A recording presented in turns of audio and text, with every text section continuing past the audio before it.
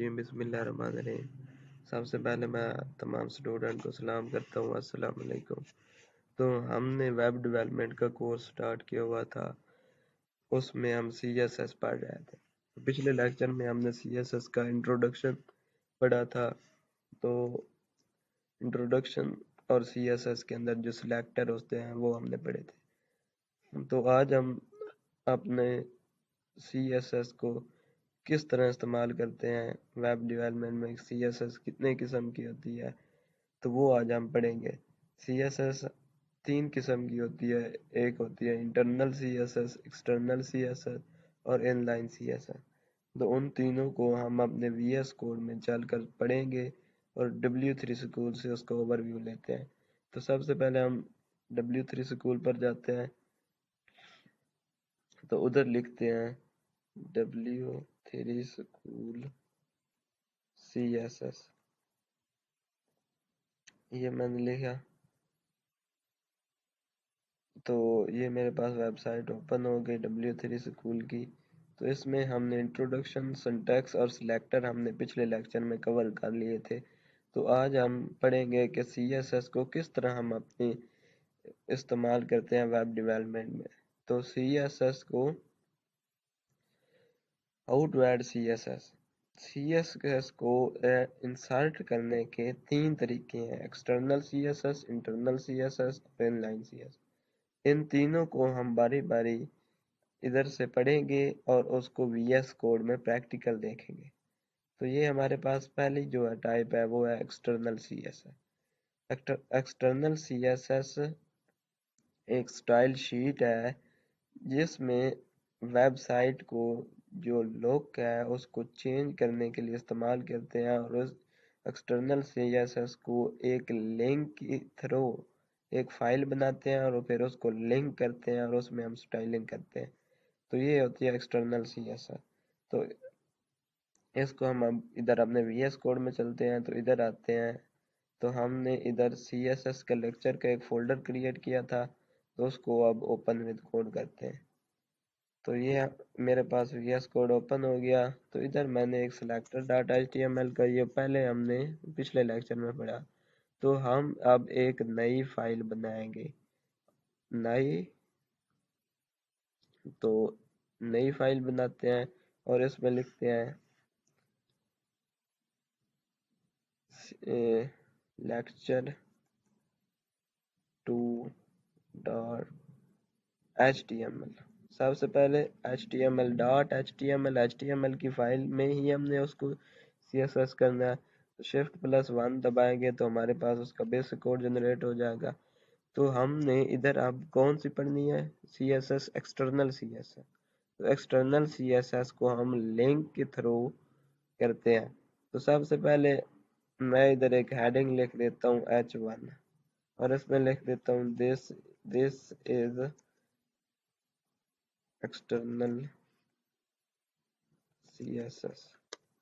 ये लिख लेते हैं और सेव करते हैं। Shift+Alt+C से भी कॉपी पास्ट कर सकते हैं और इस तरह भी कर सकते हैं, और अपने ब्राउज़र में चलते हैं और इधर आकर इसको पेस्ट करते हैं और चेक करते हैं। ये हमारे पास आउटपुट आ गई, दिस इज एक्सटर्नल CSS। तो अब इसको स्टाइल करना है हमने एक्सटर्नल CSS। तो एक्सटर्नल CSS को हम किस तरह इस्तेमाल करते हैं, तो उसके लिए हम एक अलहदा फाइल बनाएंगे। तो फाइल जो होती है, ये याद रखना, जो HTML की फाइल होती है उसको .html से ज़ाहिर करते हैं, और जो CSS की फाइल होती है उसको .css से। तो मैं इधर लिखता हूँ आप स्टाइल, हम स्टाइल करेंगे स्टाइल, आप स्टाइल की जगह कोई भी नाम रख सकते हैं .css। ये मैंने फाइल की, ये हमारे पास फाइल ओपन हो गई। तो मैंने इसको इसके साथ लिंक करना है। तो लिंक जो है वो हमेशा टाइटल के नीचे लिंक करेंगे। तो मैं लिंक टैग, आप इस तरह लिंक लिख दे तो इधर इसका पाथ लिख लें जो हमने फाइल बनाई। तो इस तरह लिखेंगे तो ये हमारे पास नीचे आ जाएगा। एक तरीका ये भी है, और एक तरीका आप फाइल को लिंक करने के लिए ये भी है, मतलब इधर लिंक लिखेंगे, ये CSS है, CSS की फाइल को लिंक करना है। तो इस पर क्लिक करेंगे तो ये हमारे पास ऑटोमेटिकली ये लिख देगा। एक वे ये है। तो हमने अब एक्सटर्नल CSS फाइल जो है ये इसको लिंक कर लिया lecture2.html फाइल के साथ। तो अब हम इसकी स्टाइल कर सकते हैं। तो मैं इधर आता हूँ, ये है h1 है, इधर हम पैराग्राफ दे देते हैं, पैराग्राफ टैग दे लिया और इसमें आप लिख देते हैं this is a lecture of web development course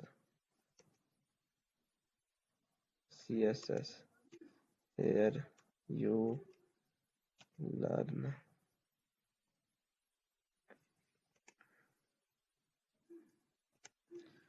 HTML and CS। ये हमारे पास, इसको सेव करते हैं और अपने ब्राउज़र में चल कर देखते हैं। F5 से फ्रेश करते हैं तो ये मेरे पास एक पैराग्राफ टैग हो गया। तो अब इसको आप भी ये हमेशा जब आप प्रोजेक्ट पर काम कर रहे होंगे तो आप चेक करना हो कि हमारी फाइल CSS लिंक हुई है। तो उसका जो तरीका है तो आप उसको इधर लिख लें, बॉडी बॉडी को बॉडी का बैकग्राउंड कलर आप एक्वा कर दें, कोई भी कर सकते हैं। चेक करना है कि हमारी फाइल जो उसके साथ कनेक्शन है या नहीं। तो F5 से फ्रेश करें तो ये मेरे पास उसका कनेक्शन करेक्ट है। तो ये मेरे पास एक्सटर्नल CSS होता है जो कि हम लिंक के थ्रू, अब इसको मैं अब इधर पैराग्राफ टैग है, पैराग्राफ टैग को यूज करके मतलब जो मैंने उधर पैराग्राफ को टारगेट किया और उसको टारगेट करके अब उसका जो कलर है मैं वो कर देता हूँ क्या, ब्लू कर देते हैं। सेव करते हैं तो इधर आकर फ्लैश करते हैं तो ये मेरे पास ब्लू हो गया। मतलब ये है कि मैं अब एक्सटर्नल CSS मतलब HTML एलिमेंट को टारगेट कर सकता हूँ एक्सटर्नल CSS के जरिए। ये है मेरे पास एक्सटर्नल CSS का वे है। तो ये एक्सटर्नल CSS हो गया। अब आते हैं हम इंटरनल CSS। तो इंटरनल CSS क्या होता है, तो बल्कि इनलाइन CSS, इनलाइन CSS जो होती है वो देख लेते हैं।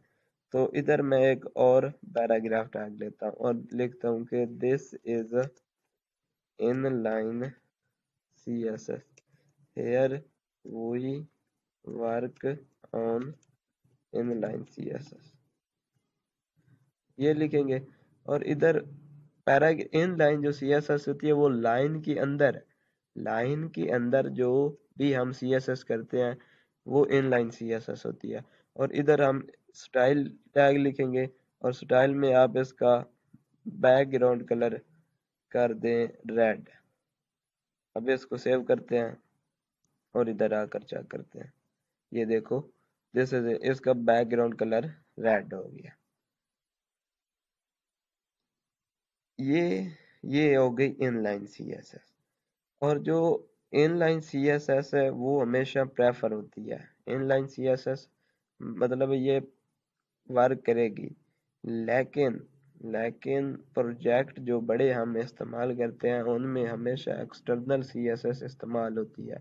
कि आप मतलब एक ये पूरा प्रोजेक्ट है और इस पूरे प्रोजेक्ट में आप मतलब हर HTML एलिमेंट में आप उसको स्टाइल करेंगे, उसकी इनलाइन CSS करेंगे तो आपको खुद को भी पहचानना मुश्किल हो जाएगा कि मैंने कौन सी क्या लिखा है। तो इसलिए ये इनलाइन CSS प्रेफर नहीं की जाती। तो ये इनलाइन CSS हो गई। और अब आ जाते हैं इंटरनल CSS। तो इंटरनल CSS मैंने ये पिछले लेक्चर में ये यूज की थी। मतलब हेड हेड के बाद आप स्टाइल टैग यूज करके तो इंटरनल CSS कर सकते हैं। इधर स्टाइल टैग लगाते हैं, ये हमारे पास स्टाइल टैग हो गया। और इस स्टाइल टैग के अंदर आप किसी को भी टारगेट कर सकते हैं। मैं इधर लिख देता हूँ H2, H2 लेते हैं और इसमें लिखते हैं कि दिस इज अ, लिख देते हैं इंटरनल CSS डेमो। अब इधर आकर चेक कर लेते हैं हमने ब्राउज़र में, तो ये मेरे पास H2 आ गया, this is a internal CSS demo. तो अब इसमें इसके ऊपर इंटरनल CSS अप्लाई करेंगे। तो वो किस तरह अप्लाई करेंगे, हेड के बाद स्टाइल टैग, और इस स्टाइल टैग के अंदर मैं अब इसको टारगेट करूंगा। तो टारगेट किस तरह करेंगे, मैं एच टू को लिखता हूँ और H2 को टारगेट कर लेते हैं, और टारगेट करने के बाद इसमें हम इसका कर देते हैं, इसको सेंटर कर देते हैं, टेक्स्ट अलाइन सेंटर। तो ये भी एक प्रॉपर्टी है। तो ये हमारे पास ये जो दूसरा है इसके अंदर ये हमारे पास सेंटर में आ जाएगा। तो ये देखो, this is a internal CSS demo. मतलब हमने क्या पढ़ा, हमने एक्सटर्नल CSS पढ़ा। एक्सटर्नल CSS क्या होता है, एक्सटर्नल CSS ये होता है कि हम एक उसको फाइल क्रिएट करते हैं और उस फाइल को फिर हम अपने HTML डॉक्यूमेंट में उसके साथ लिंक करते हैं, और उसके बाद हम उसको टारगेट करके उसकी फाइल में हम काम करते हैं। ये हमारा एक्सटर्नल CSS होता है। और इंटरनल CSS हेड के बाद हम स्टाइल टैग को ओपन करते हैं और उसको बंद करके उसके अंदर हम उसको टारगेट करके यूज करते हैं। अब इसके अंदर जो मैंने पिछले लेक्चर में ये सिलेक्टेड, मतलब आप इसमें आईडी सिलेक्टर यूज कर सकते हैं, क्लास सिलेक्टर को टारगेट करके तो आप अपने CSS कर सकते हैं। तो वो बाद की बात है, मतलब ये मैंने पिछले लेक्चर में बता चुका हूँ। तो ये मेरा टेक्स्ट सेंटर होगा, मतलब इनलाइन CSS ये होती है। अगर अगर एक बात और कि मतलब हमने एक इंटरनल CSS भी हमने, अब इसका बैकग्राउंड कलर रेड है। अब इसका मैंने पैराग्राफ का बैकग्राउंड कलर रेड कर दिया। तो इधर आते हैं, इधर आकर मैं इसके अंदर पी टैग ओपन करता हूँ और इसका बैकग्राउंड कलर कर देता हूँ येलो। अब मैंने क्या किया, अब मैंने ये किया कि मैंने एक इंटरनल CSS में भी यही काम किया जो मैंने इधर इनलाइन CSS में काम किया। पैराग्राफ को टारगेट किया, उसको स्टाइल किया, बैकग्राउंड कलर। तो इधर मैंने इनलाइन CSS में भी यही कमांड लिखी कि पैराग्राफ टैग को टारगेट करके उसका बैकग्राउंड येलो। तो अब हम इसको चेक करते हैं कि हमारी कौन सी CSS काम करती है, किसको प्रेफर किया जाता है, कि जो इंटरनल CSS उसको प्रेफर किया जाता है या इनलाइन CSS को। तो इधर आते हैं और अब देखते हैं, F5 से फ्रेश करते हैं, तो ये बैकग्राउंड कलर रेड हमने किया। तो अब चेक करते हैं, इधर आकर अपने ब्राउज़र में चलते हैं, तो उधर देखते हैं कि इधर आकर F5 से फ्रेश करते हैं, तो ये हमारे पास इसका बैकग्राउंड कलर रेड आ गया। लेकिन इधर हमने क्या यूज़ किया, इधर स्टाइल में, इधर इंटरनल CSS में मैंने ये टैग लिखा है P। तो इस P का मतलब है, P को टारगेट हमने किया पैराग्राफ के जो भी इसमें P एलिमेंट होंगे उनको टारगेट करके उसका बैकग्राउंड कलर येलो कर दे। ये हमने इंटरनल CSS में कहा।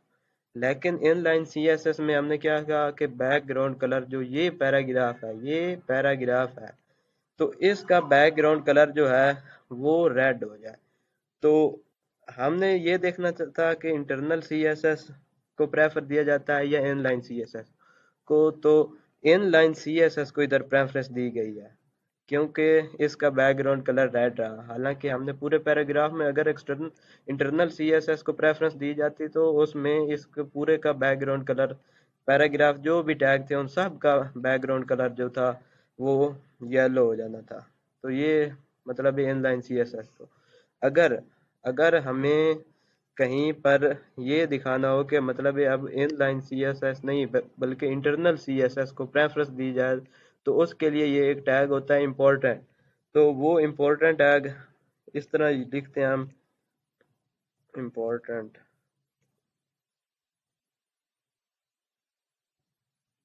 तो ये हमने इम्पोर्टेंट टैग लिख दिया।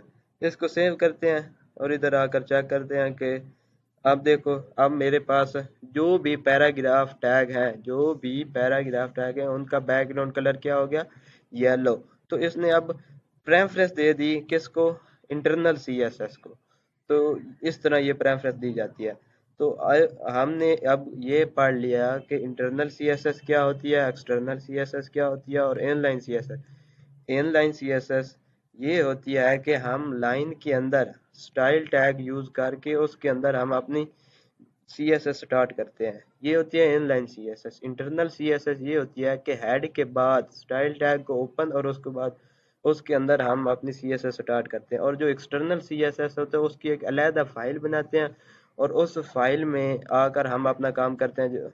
और उस फाइल का जिस तरह हम डॉट HTML, मतलब उसका जो एक्सटेंशन है वो डॉट HTML के लिए होती है, और CSS के लिए डॉट CSS होता है। तो ये इस तरह मैंने ये CSS, एक्सटर्नल CSS भी की। तो आइए आइए हम अपने W3 स्कूल से पढ़ते हैं और इसका थोड़ा सा ओवरव्यू लेते हैं कि इधर ये हमने एक्सटर्नल CSS के मतलब CSS को कितने तरीके होते हैं इंसर्ट करने के अपने VS कोड में। तो वो 3 किस्म के होते हैं, एक्सटर्नल CSS, इंटरनल और इनलाइन CSS। तो ये उसका ओवरव्यू था। तो ये इंटरनल CSS ये होती है कि may be used if one single HTML page has a unique style. अगर मतलब एक HTML का पेज सिर्फ एक ही हमने बनाना और उसकी यूनिक स्टाइलिंग करनी हो, तो हम उसी उसी पेज में उसी इधर ही मतलब ये एक HTML पेज है, लेक्चर टूडा, तो ये इसमें इसके अंदर ही हमने उधर स्टाइल टैग यूज करके हमने उसकी स्टाइलिंग शुरू कर दी। तो ये कह रहा है। तो इंटरनल CSS होगी, और उसके बाद इनलाइन CSS में भी use to apply a unique style for single element. अगर हमें किसी एक एलिमेंट मतलब element single element HTML element का मतलब पैराग्राफ जो P टैग है वो एक एलिमेंट है, वो एक सिंगल एलिमेंट है, और उस सिंगल एलिमेंट को हमें अगर CSS स्टाइल करना है तो उसके लिए हम क्या यूज करेंगे कि उसी टैग में हम इस तरह ये इनलाइन CSS। तो